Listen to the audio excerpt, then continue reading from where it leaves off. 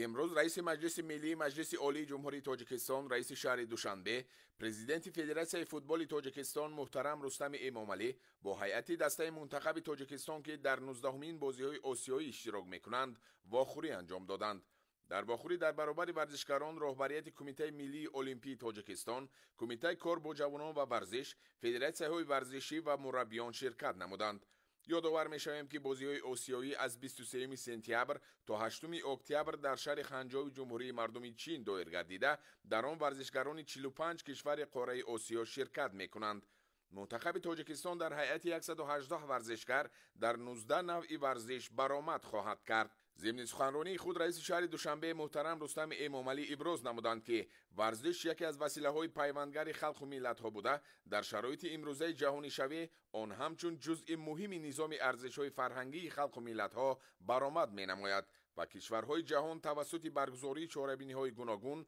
بهر معرفی رکن‌های فرهنگی خود و حفظ منفعت‌های ملیشان تلاش می‌ورزند.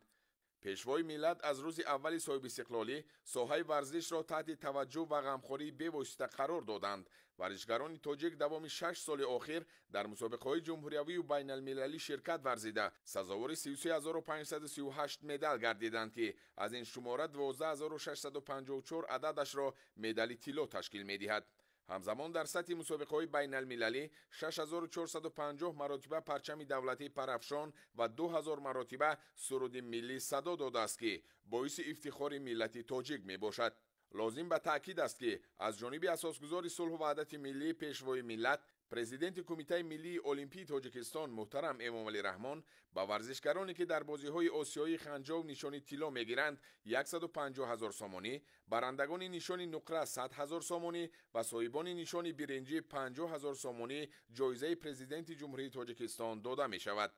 سال‌های اخیر با تشبث اساسگزار صلح و وحدت ملی پیشوای ملت پرزیدنت کمیته ملی المپی تاجیکستان محترم امامعلی رحمان و رئیس مجلس ملی مجلس عالی جمهوری تاجیکستان رئیس شهر دوشنبه پرزیدنت فدراسیون فوتبال تاجیکستان محترم رستم امامعلی در برابر فراهم آوردن شرایط مناسب به ورزشکاران اینچنین قبل از سفر آنها به مسابقه‌های بزرگ چنین ملاقات‌های سودمند و معرفی لباس‌های رسمی صورت می‌گیرد. این مراتب نیز با تشبث رهبریت عالی کشور لباس و لوازمات ورزشی با رنگ‌های پرچم دولتی آرایفته آماده گردیده با ورزشکاران تقدیم کرده شدند. با تکیه به سیاست خردمندانه پیشوای معظم ملت بهر دستگیری ورزشکاران در مسابقه بالاذکر قرار داخلدار رئیس شهر دوشنبه به تصویب رسید که طبق آن به گیرندگان مدال طلا خانه 3 حجره‌دار، مدال نقره 2 حجره‌دار و مدال برنجی خانه 1 حجره‌دار تقدیم می‌گردد.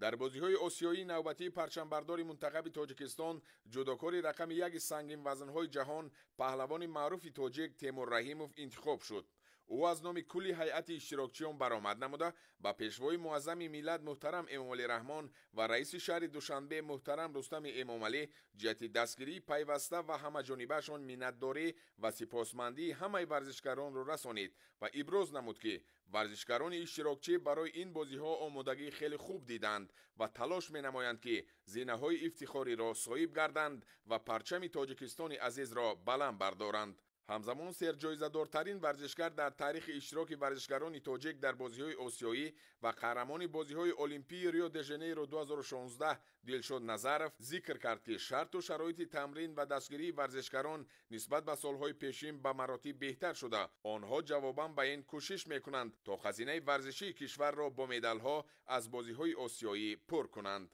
در فرجام چهاربینی گسیل ورزشکاران تاجیک به بازی‌های آسیایی پرچم خوشرنگ دولت را محترم رستم امامعلی به تیمور رحیموف پرچمبردار دسته ورزشکاران تاجیکستان تقدیم نموده با آنها برای مظفریت و کامیابی‌ها را تمنا نمودند.